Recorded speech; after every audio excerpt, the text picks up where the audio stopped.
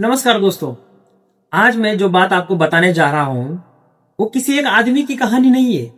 ये हर उस इंसान की कहानी है जो कभी शादी को अपनी जिंदगी का सबसे खूबसूरत सपना समझता था।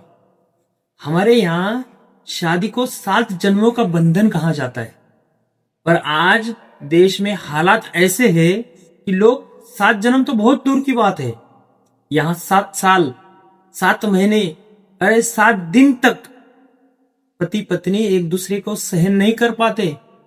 जैसे ही घर में छोटा सा झगड़ा हो गया, थोड़ी सी किसी बात पे अनबन होती ही तो दिमाग में एक ही आवाज गूंजने लग जाती है, अब हमसे ये नहीं होगा, चलो तलाक लेते हैं।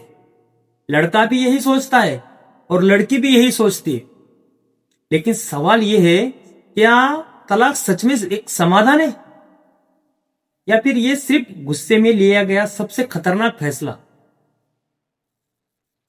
आज कानून की चौखट पर रोज टूटे हुए रिश्ते आते हैं, रोते हुए मर्द आते हैं, बिखरी हुई औरतें आती है और बीच में सबसे ज्यादा पिसता है उनका मासूम बच्चा। हमने ऐसे ऐसे केस देखे हैं जहां पति पत्नी बस एक मिसअंडरस्टैंडिंग में, एक गलत फहमी से कोर्ट तक पहुंच गए और फिर जिंदगी भर कोर्ट कचहरी की दलदल में पिसते रहे और इससे बाहर ही नहीं निकल पाए। अब जरा ध्यान से सुनिए। जैसे ही पति पत्नी में विवाद हो जाता है, अक्सर पत्नी को उसका वकील ये सलाह देता है, अगर वो वकील के पास जाती है तो पहले तो पति पर दबाव बनाओ। अब दबाव कैसे बनाएंगे?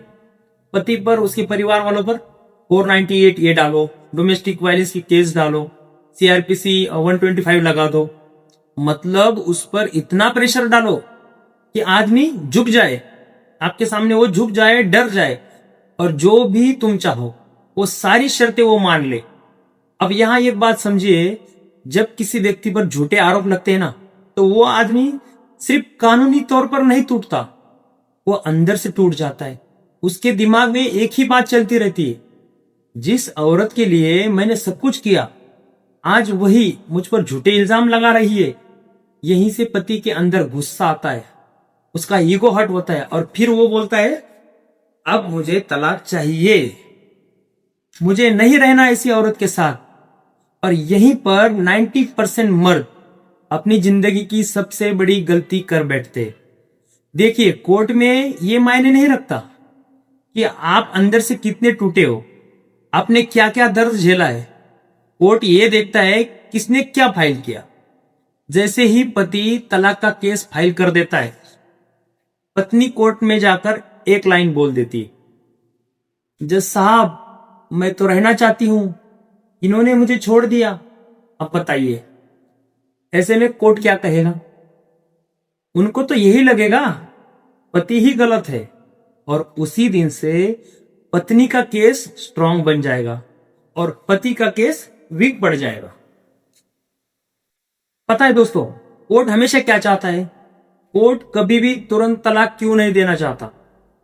कोर्ट का माइंडसेट ही ऐसा होता है कि इनको थोड़ा सा समय दो, शायद मामला सुलझ जाएगा। इसीलिए कोर्ट क्या करता है? काउंसलिंग देता है, कूलिंग पीरियड देता है, 6 महीने 1 साल का समय देता है। कोर्ट को लगता है कि पति पत्नी एक दूसरे की अहमियत को समझे। लेकिन यहां प्रॉब्लम क्या हो जाती है?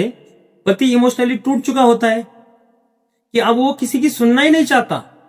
वो बस एक ही बात की रट लगाए बैठता है कि मुझे तलाक चाहिए, मुझे तलाक चाहिए। और फिर उसके पीछे शुरू हो जाती है मेंटेनेंस, 10,000, 15,000, 20,000 जो भी है। और कुछ कुछ केसेस में तो हमने ऐसा देखा है कि लोगों की आधी सैलरी चली जाती है। और तलाक तो तब तक नहीं मिलता जब तक उसकी पत्नी खुद तलाक लेने को राजी ना हो जाए।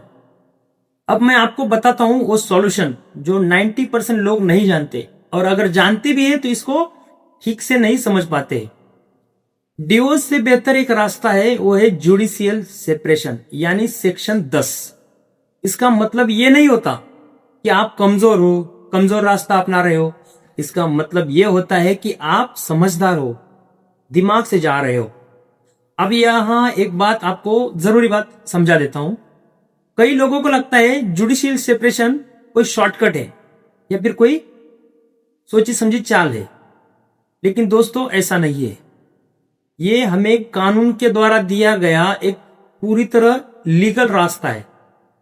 जब आप सेक्शन 10 यानी जुडिशियल सेपरेशन की एप्लीकेशन लगाते हैं तो आप कोर्ट से ये नहीं कह रहे होते कि मुझे अब तलाक चाहिए। आप कोर्ट से ऐसा कह रहे होते हैं कि जज साहब, हमारी शादी लीगली अभी खत्म नहीं हुई है, लेकिन हालात ऐसे बने हुए हैं कि अब साथ रहना इम्पॉसिबल है। मतलब आप कोर्ट के सामने ये दिखा रहे हो कि आप इंपल्सिव नहीं हो, आप एक जिम्मेदार व्यक्ति हो, आप हर चीज कानून के दायरे में रहकर कर रहे हो। अब इसका प्रोसेस समझिए दोस्तों। सबसे पहले आप अपने वकील, जो भी आपका लॉयर होगा, उसके थ्रू फैमिली कोर्ट में सेक्शन 10 की पिटीशन फाइल करते हो, ठीक है। इस पिटीशन में आपको लंबे चौड़े, झूठे, गलत ऐसे आरोप पत्नी पर नहीं लगाने हैं। कोई जरूरत नहीं है ऐसा करने की। ना आपको ऐसा बोलना है कि उसने ऐसा किया, उसने वैसा किया। बस इतना लिखना होता है कि घर में लगातार विवाद होते हैं, डेली झगड़े हो रहे, मानसिक प्रेशर, हम मेंटली डिस्टर्ब हो चुके और परिस्थितियां कुछ ऐसी बनी हुई है घर में कि अब हम साथ में नहीं रह सकते। लेकिन ज्यादातर लोग यहाँ एक गलती हमेशा करते हैं, वो इमोशनल होकर गुस्से में आकर बहुत सारे इल्जाम लगा देते हैं और वही इल्जाम एक दिन आगे चलकर उनके गले का फांस बन जाता है।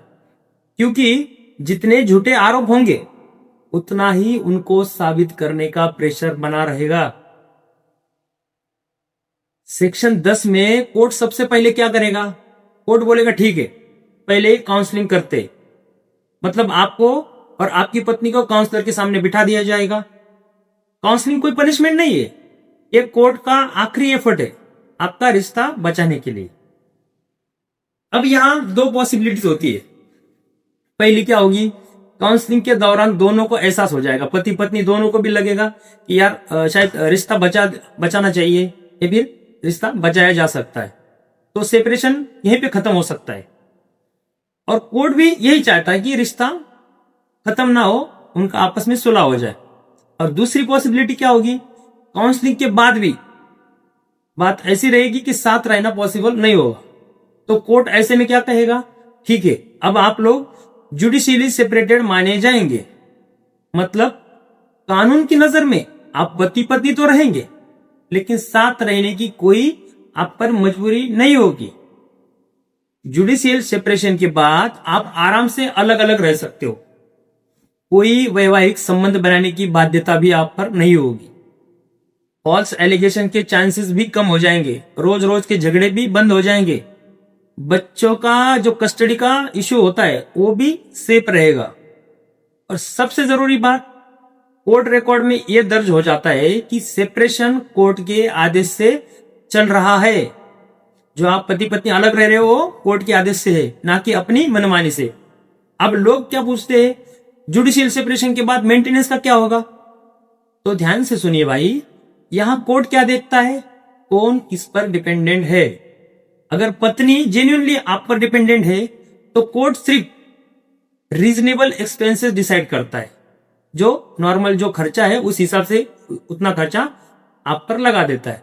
जैसे सीआरपीसी जैसे 125 में जो होता है हेवी मेंटेनेंस, यहां वैसा कुछ नहीं है।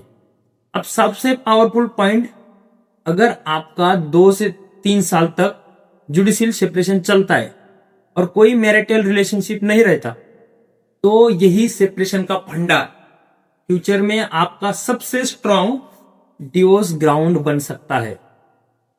और तब जब आप सेक्शन 13 में तलाक की एप्लीकेशन डालते हो तो आप ये नहीं बोलेंगे कि मुझे तलाक चाहिए, आप सीधा बोल सकते हो कि जज साहब, पिछले 2-3 सालों से हम जुडिशियली सेपरेटेड है, कोई वैवाहिक संबंध भी नहीं है, तो मतलब शादी हमारी प्रैक्टिकली खत्म हो चुकी है। और तब कोर्ट के पास भी इस एप्लीकेशन को डिनाई करने का कोई ठोस रीजन नहीं बचता। और दोस्तों यही फर्क है रिएक्शन में लिए गए तलाक में और प्रोसेस फॉलो करके लिए गए तलाक में।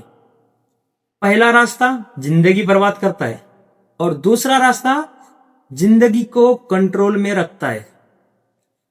ऐसे लोग हमने देखे हैं जो अमीर थे, पावरफुल थे, उनके पास सब कुछ था, लेकिन गलत सलाह के कारण, अधूरी जानकारी के कारण कोर्ट के चक्कर काटते रह गए जिंदगी भर। इसलिए मैं आपसे एक ही बात कहूंगा, आप फैसला लो, लेकिन होश में। कभी गुस्से में आकर कोई फैसला मत लो, क्योंकि तलाक कोई रिएक्शन नहीं होना चाहिए, तलाक आपका लास्ट ऑप्शन होना चाहिए।